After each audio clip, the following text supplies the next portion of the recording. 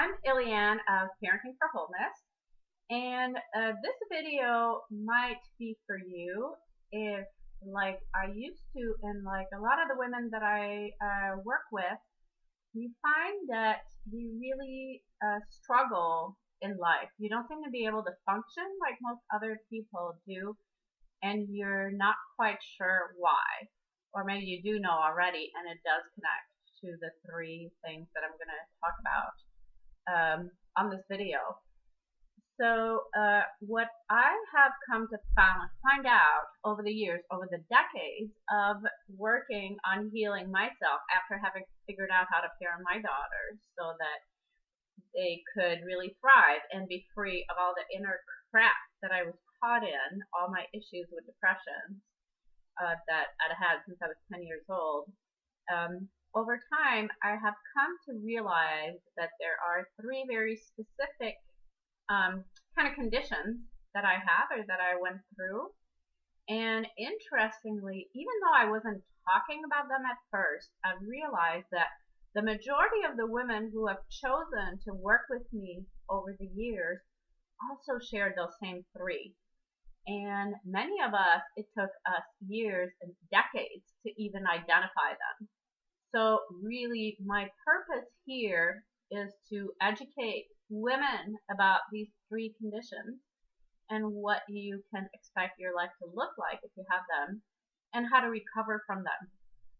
And I will give you at the end some resources to help you identify if those might apply to you, even if right off the bat you're not quite sure if they do.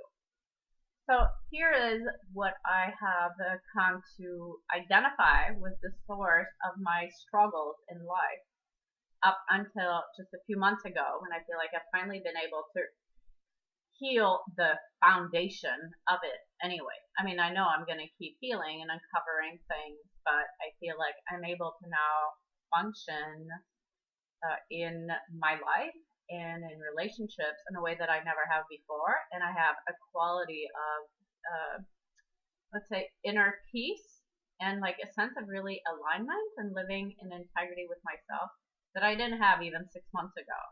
So this is really, really deep, powerful stuff. So in part, I'm recording this because I'm going to be hosting a video, a free support call on Saturday to talk about this.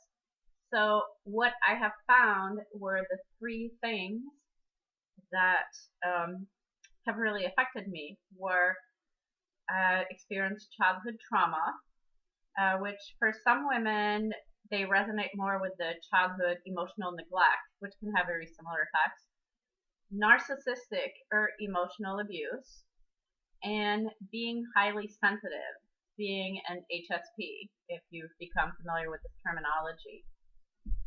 So I will link, below some resources to help you identify if any of them might apply to you. And it is possible to, like me, experience childhood trauma even when most people think your parents were great. And even if, like me, you thought, like your mom was great, but you're the one who was messed up. And as far as the narcissistic abuse, what I've come to realize is it's possible to experience that from people who are not true narcissists. And for me, there were narcissists in my life, but I spotted them pretty early on. But it's the ones who had a lot of really positive traits, but still treated me in narcissistic ways. That is where the deepest trauma happened in me. So there's a resource for you to identify that. And then the last thing is being a highly sensitive person.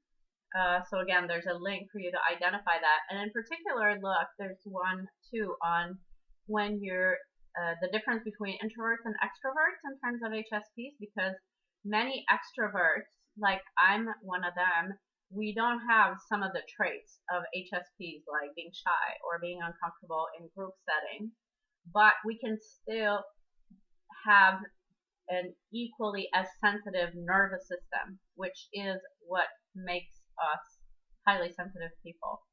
So on this call that I'm going to be offering, I am going to talk about, I need to pull this up.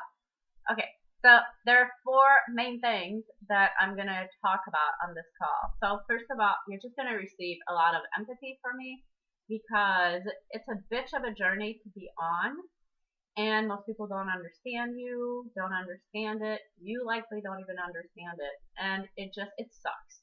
And I think nobody should have to go through that. So anyway, my heart goes out to you, and you'll be receiving lots of love for that. I'm going to talk about what you can expect your life to look like and why it's really critical in order for you to be able to heal and to eventually thrive, to stop comparing yourself to other people and to not expect yourself to be able to do what other people are able to do, and to not expect yourself to live like others do. I'm going to talk about what it takes to recover from that trauma and that abuse. It's not impossible, and it doesn't have to take decades like it took me. But unfortunately, most mental health experts are kind of clueless about what it takes for truly healing to take place. And I have had amazing results in myself and the people that I work with by using some of what I will describe for you. And then the fourth thing is I'm going to talk about what it takes to thrive as a highly sensitive person. Because again, this is not something that you heal from. This is a way that you're wired. And it's really important to get to know yourself and the uniqueness of your highly sensitive nervous system so that you can create a life for yourself, figure out a way to live that actually works for you, and where you can eventually get to a place of thriving and even seeing your sensitivity as a gift and not a curse. So I really hope you join me on this call if any of this resonates with you, and I really look forward to chatting with you. Bye-bye.